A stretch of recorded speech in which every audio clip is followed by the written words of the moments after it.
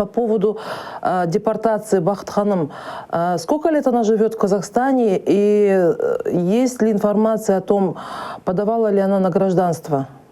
Насчет этого у меня полной информации нету, но то, что мы когда обсуждали, документы готовились, чтобы она получила именно здесь гражданство.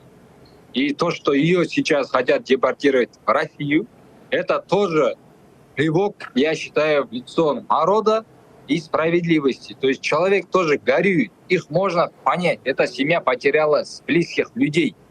Поэтому я думаю, в апелляционной инстанции судья, а также государственные чиновники должны понять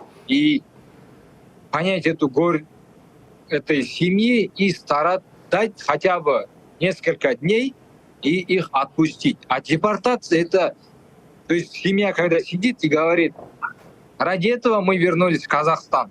У меня сердце разрывается.